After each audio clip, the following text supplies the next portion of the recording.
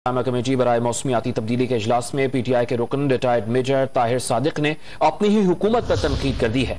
कहा कि मौसमियाती तब्दीली के लिए बैरूनी फंड्स में बड़े पैमाने पर करप्शन हुई, $35 लाख के फंड्स हड़प कर दिए गए। 10 अरब दरख्त मंसूबे का थर्ड पार्टी ऑडिट कराया जाए, इस पर बात करेंगे डॉन न्यूज के नुमाइंदे नवीद सिद्दीकी से। नवीद, बताइएगा इस हवाले से आपके पास क्या अपडेट्स है, मजीद क्या कहा उन्होंने?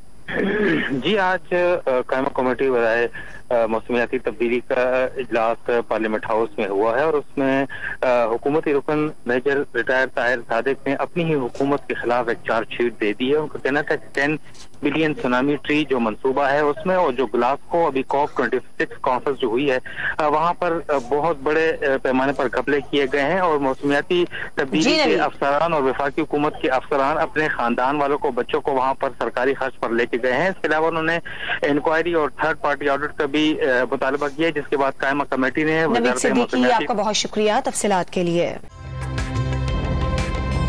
ताज़ा तरीन वीडियोस के लिए हमारा YouTube चैनल सब्सक्राइब करके बेल आइकन प्रेस करिए ताकि आपको मिले हर अपडेट सबसे पहले।